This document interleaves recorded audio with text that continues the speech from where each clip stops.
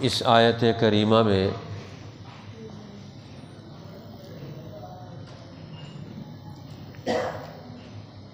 اولاد اور ماں باپ کے حصے کے بعد اب خاوند بیوی کا جو حصہ بنتا ہے،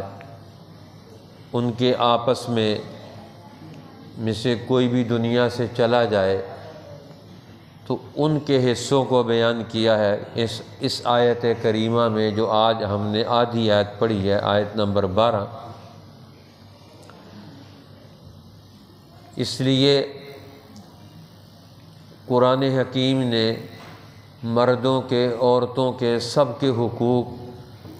سماجی حقوق بھی اور معاشی حقوق بھی، مالی حقوق بھی، ان سب کو متعین کیا ہے۔ ان کو علمی اعتبار سے اور ان کو قانونی اعتبار سے محفوظ رکھنے کا اور ان کو اصل حقداروں تک پہنچانے کا پورا نظام بنایا ہے۔ اس لیے دین انسانوں کو تنہا اور اکیلا نہیں چھوڑتا۔ جو دین پر چلنے والے ہیں، دین کو ماننے والے ہیں،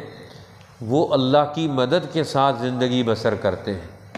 جب وہ اللہ کی بات مانیں گے تو وہ دنیا میں اللہ کی مدد کے مستحق بن جاتے ہیں۔ ہم کام اپنے کرتے ہیں، مالی معاملات اپنے نبیڑتے ہیں، لیکن نتیجہ ہمارا دنیا اور آخرت دونوں میں خیر کا نکلتا ہے۔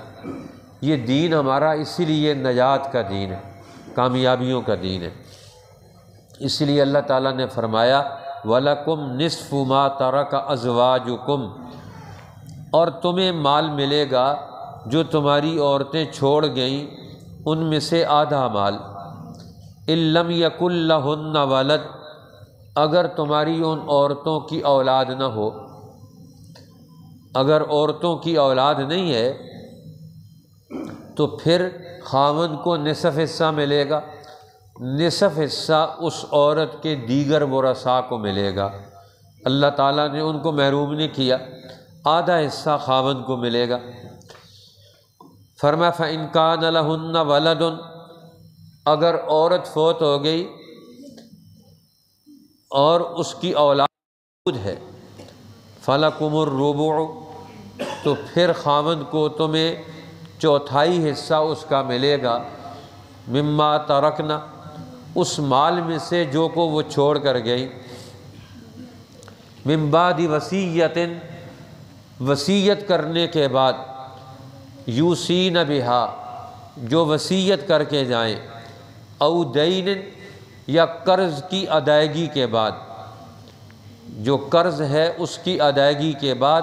اور وصیت کے بعد وراثت نافذ ہوتی ہے۔ تو وراثت کے نفاذ کا پہلے بھی اصول بیان کیا جا چکا ہے۔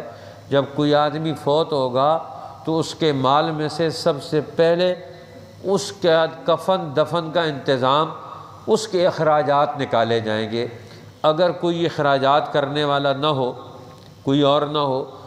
ویسے تو تجہیز و تکفین اس کے لیے مسلمانوں کا اجتماعی نظام بھی ہوتا ہے، حکومت کی طرف سے بھی ہوتا ہے، گورنمنٹ کی طرف سے بھی ہوتا ہے، اور مسلمانوں کا آپس میں بھی خاندانی طور پر، سماجی طور پر تدفین کے وقت اجتماعی نظام بھی ہوتا ہے۔ اس لیے قبرستان کے لیے زمین رکھنا، اس کے انتظامات کرنا، یہ بھی بلدیاتی ذمہ داریوں میں سے۔ بلدیہ کس کام کی؟ مرض کی دوا ہے۔ اسی طرح یہ حکومتیں بھی اسی لیے کہ قوم کا جو مال ہے، قوم کی چیزیں ہیں، ان کے لیے سب سے پہلے ان کا حصہ رکھا جائے گا۔ لیکن اگر اس کی نوعیتیں نہ ہوں تو کم از کم ہر آدمی کے مال میں سے سب سے پہلے اس کے مال میں سے اس کے اپنی تجہیز و تکفین اور تدفین کے لیے اس کا مال خرچ کیا جائے گا۔ پھر اس کے بعد اس کی وصیت کو نافذ کیا جائے گا تیسرے حصے مال کے اندر، اور پھر اس کے بعد اس میں سے قرضہ ادا کیا جائے گا۔ یہ جو عورت کا مار ہے یہ وراثت میں سے نہیں دیا جائے گا، یہ قرضے میں سے دیا جائے گا۔ اگر عورت کا خاوند نے جو حق بنتا تھا اس نے اس کا مہر ادا نہیں کیا تو وہ وراثت کے طور پر جو حصہ ملے گا اس کو، اس میں مہر کو نہیں شمار کیا جا سکتا۔ مہر اس کے ذمے قرض ہے، اس قرض کی ادائیگی کے بعد پھر جو مال بچے گا اس میں سے عورت کو بھی وراثت کے طور پر حصہ ملے گا۔ لہٰذا اللہ تعالیٰ نے وصیت کو بھی ضروری سمجھا، اور دین قرضے کو بھی ضروری سمجھا، وراثت کو بھی ضروری سمجھا۔ ان تینوں کو الگ الگ تصریحات اور تفصیلات کے ساتھ بیان کیا ہے، الگ الگ بیان کیا ہے، کیونکہ وصیت کا مطلب یہ ہوتا ہے کہ ہر مسلمان سماجی اور معاشرتی سطح پر وہ اچھا انسان بن کر رہتا ہے۔ اس کو پتہ ہے میرے معاشرے میں بہت سارے لوگ مجبور ہیں، محروم ہیں، پریشانیوں میں مبتلا ہیں، یا کوئی اور دینی اجتماعی ضرورت ہے جس میں میرے مال کو خرچ ہونا چاہیے، تو ان کاموں کے لیے وصیت کر سکتا ہے۔ لہٰذا اس کا وہ وصیت کا حکم بھی نافذ العمل ہوگا، اور قرضے کو بھی اس میں سے ادا کیا جائے گا۔ لہٰذا فرمایا تمہیں تمہاری عورتوں کا یہ وراثت کا حصہ تمہیں ملے گا۔ تو خاوند کے لیے فرمایا آدھا حصہ اگر ان کی اولاد نہ ہو، اور اگر اولاد ہے تو پھر خاوند کو بیوی کے ورثے میں سے، اس کے ترکے میں سے اس کو چوتھائی حصہ مال ملے گا۔ اب دوسری صورت ہے وَلَهُنَّ الرُّبُعُ مِمَّا تَرَكْتُمْ۔ اب مرد فوت ہو گیا، خاوند فوت ہو گیا اور بیوی زندہ ہے، فرمایا ایسی صورت میں فرمایا وَلَهُنَّ الرُّبُعُ، تمہاری عورتوں کو چوتھائی حصہ ملے گا مال کا، وراثت کا چوتھا حصہ ملے گا، مما ترکتم، جو تم نے چھوڑ دیا پیچھے۔ اور یہ اس صورت میں ہے ان لم یکن لکم ولد، جب تمہاری اولاد کوئی نہ ہو، تمہاری اولاد نہ ہو اس بیوی میں سے یا کسی دوسری بیوی میں سے، اولاد نہیں ہے تو پھر ان عورتوں کو اور تمہاری عورتوں کو چوتھا حصہ ملے گا۔ اور دوسری صورت یہ ہے کہ ان کان لکم ولد، تمہاری اولاد ہے، اسی بیوی میں سے ہو یا دوسری بیوی میں سے ہو، فرمایا فلہن الثمن، پھر تمہاری بیویوں کو آٹھواں حصہ ملے گا، مما ترکتم، جو تم نے چھوڑا، من بعد وصیت، وصیت کرنے کے بعد، توصون بہا، جو وصیت تم کر کے گئے، او دین، یا جو قرض ادا کرنا تھا اس قرض کی ادائیگی کے بعد، فرمایا ان صورتوں میں فرمایا ان عورتوں کو آٹھواں حصہ ملے گا۔ اب یہ تو قرآن حکیم نے ذوی الفروض، ان رشتہ داروں کو جن کے حصوں کا تعین خود قرآن حکیم نے کیا ہے، ان کا نام ذوی الفروض رکھا جاتا ہے، یہ حصوں والے ہیں، ان کے حصوں کا تعین خود اللہ جل شانہ نے کیا ہے، خود کلام مجید میں کیا ہے۔ اس لیے جن وارثوں کا حصہ اللہ تعالیٰ نے متعین کیا ہے، ان وارثوں کو حصوں سے محروم نہیں کرنا چاہیے، ان وارثوں کو حصوں سے محروم نہیں کرنا چاہیے۔ ہمارے ہاں بہت سارے لوگ، حضرت عثمان رضی اللہ تعالیٰ عنہ کے زمانے میں ایک آدمی نے مرض الوفات میں بیوی کو طلاق دے دی تاکہ اس کو مال میں سے، وراثت میں سے حصہ نہ ملے۔ حضرت عثمان رضی اللہ تعالیٰ عنہ نے طلاق، ویسے تو مرد دیتا ہے تو طلاق نافذ ہو جاتی ہے، لیکن اگر وہ تہمت کے طور پر اس پر شک پیدا ہو گیا کہ اس نے یہ طلاق اس لیے دی ہے کہ بیوی کو اب اس وقت مرض الوفات میں محروم کرے، وراثت سے محروم کرے، لہذا حضرت عثمان کے پاس یہ مقدمہ آیا تو آپ نے اس کا فیصلہ اس کے خلاف کیا، فرمایا یہ اس کی مرض الوفات کی طلاق نافذ نہیں ہوگی، یہ بیوی کو صرف اپنے وراثت سے محروم کرنا چاہتا ہے کہ یہ مال میں سے، اس ورثے میں سے، ترکے میں سے اس کو حصہ نہ ملے، لہٰذا اس کی یہ طلاق کا حکم نافذ نہیں کیا جائے گا، یہ اس کی بیوی شمار ہوگی، اور اس کے مرنے کے بعد اس کو حصہ، اس کی بیوی کو اس کے وراثت میں سے حصہ دیا جائے گا۔ لہذا قانون اور حکمران اور معاشروں کے بڑے لوگ وہ اپنی آنکھیں کھول کر رکھتے ہیں، کون آدمی کس وقت فیصلہ کر رہا ہے۔ طلاق دینے کا اختیار مرد کو ہے، لیکن اس کے ساتھ ساتھ دیگر حقوق کا تحفظ کرنا یہ ایک مشترک اجتماعی نظام کی ذمہ داری ہے، پوری سوسائٹی کی ذمہ داری ہے، پورے معاشرے کی ذمہ داری ہے کہ کون آدمی کس وقت کون سا عمل کرے گا، لہٰذا اگر وہ اس کا عمل مشکوک قرار پائے جس سے کسی کا حق ختم ہو رہا ہو، کسی کا حق اس سے محروم کیا جا رہا ہو، تو ایسی صورت میں قانون اسلام اور خلیفہ وقت شریعت نے اس کو اختیار دیا ہے کہ وہ اس کے اختیار کو ختم کر دے اور اجتماعی اختیار وہ اس کو نافذ کرے۔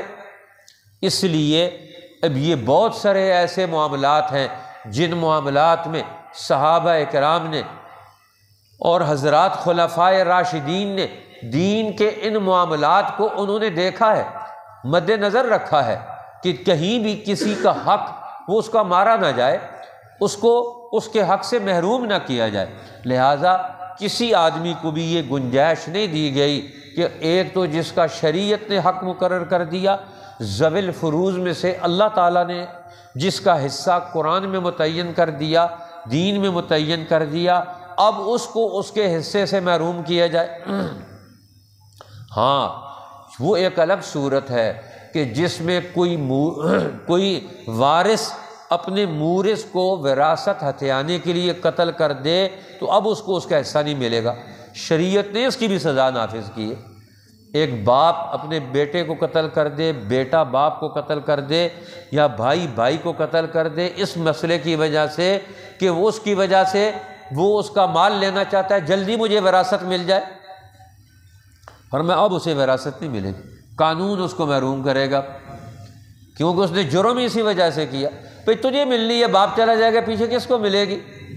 اب زبردستی اس کو جلدی بھیج کر وراثت لینا چاہتا ہے۔ لہٰذا اب اگر وہ اپنے مورث کو وارث قتل کر دے، شریعت اس کو محروم کر دیتی ہے، اب وہ اس کے وراثت کا حقدار نہیں رہا۔ وہ تو اس کو صورت میں ملتی ہے جب وہ اس کی خدمت کرے، اس کی بقا کا سامان بنے، اس کے نفع اور ضرورتوں کی تکمیل کا وہ ذریعہ بنے، وہ تو الٹا اس کے نقصان کا ذریعہ بن گیا۔ اسی طرح اگر یہ ذوی الفروض یہ مسلمان نہ ہو، ایک کافر ہے اور ایک مسلمان ہے، تو وہ لا یرث الکافر المسلم، کوئی کافر کسی مسلمان کا وارث نہیں بن سکتا۔ اب باپ مسلمان ہے، بیٹا کافر ہے، اب یہ کافر بیٹا اس باپ مسلمان باپ کی وراثت کا حقدار نہیں بن سکتا۔ اسی طرح جب ان کے درمیان دین کا فاصلہ آ گیا تو اب ایسی صورت میں بھی ایک وارث اپنے مورث کا وہ حصہ نہیں لے سکتا، لہذا اب ان کا حصہ اس میں سے ختم ہو گیا۔ اب یہ شریعت نے الگ سے نبی اکرم صلی اللہ علیہ وسلم نے وراثت کے مسائل کو تقسیم کرنے کے حوالے سے اور وراثت کے مسائل کی اہمیت کو اور معاشرے میں اس کو عمل میں لانے کے اعتبار سے جو اس کے دیگر اجتماعی تقاضے، قانونی تقاضے، سماجی تقاضے، خاندانی تقاضے ہیں، ان کو بھی ساتھ ملحوظ رکھا ہے، ان کو نظر انداز نہیں ہونے دیا۔ اس لیے جب کسی مسئلے کا عمل کیا جائے گا تو اس وقت صرف ایک بات کو نہیں دیکھا جائے گا، اس کی دیگر سارے لوازمات کو، سارے تقاضوں کو دیکھا جائے گا اور پھر اس قانون کو نافذ کیا جائے گا۔ اس لیے قانون کے نفاذ کے لیے صرف عالم ہونا کافی نہیں ہے، اس کے لیے فقیہ اور مجتہد ہونا اور قاضی اور جج ہونا جس کو دین کے تمام مسائل پر بھی عبور ہو اور معاشرے کے تمام مسائل اور تقاضوں پر بھی عبور ہو، اس کا فیصلہ نافذ العمل ہوگا، اس کی رہنمائی میں اس پر عمل کیا جائے گا۔ اس لیے کوئی آدمی خود ہی اپنے مسئلے پڑھ کر اپنے مسئلے میں وہ عمل کرنا شروع کر دے، یہ صحیح نہیں ہے۔ جب کسی گھر میں کسی علاقے میں کوئی ایسا مسئلہ پیش آ جائے، وراثت تقسیم کرنی ہو، تو اس صورت میں اس دور کے فقیہ اور سمجھدار اہل علم کو بلایا جائے اور ساری صورت ان کے سامنے رکھی جائے،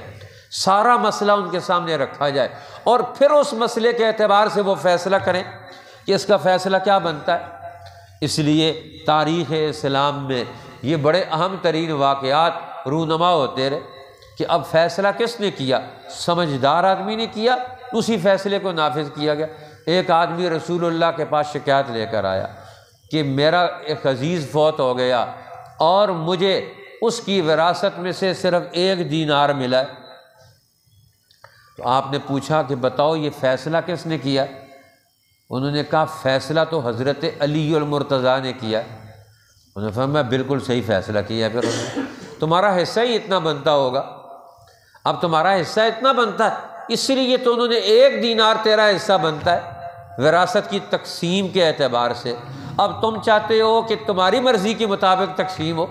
تقسیم تو اللہ کے بتائے ہوئے علم اور حکم کے مطابق ہوگی، تمہاری خواہش اور تمہاری منشا اور تمہارے مفاد کے مطابق نہیں ہوگی۔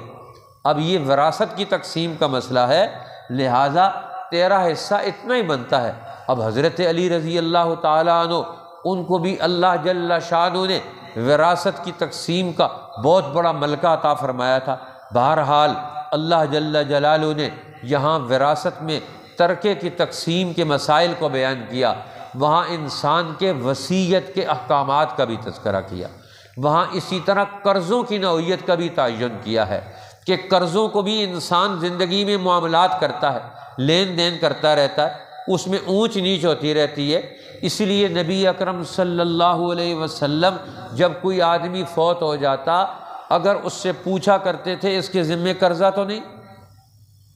اگر قرضہ ہوتا، اگر اس کے قرضے کا انتظام اپنے پاس سے نہ کر سکتے تو پھر اس کا جنازہ نہیں پڑھاتے تھے۔ فرمایا صلوا علی اخیکم، تم اپنے بھائی پر خود جنازہ پڑھ لو۔ اب میں جنازہ نہیں پڑھا سکتا کیونکہ نبی کا جنازہ پڑھانا وہ اس کے لیے پکی ٹھکی دعائے مغفرت ہوتی ہے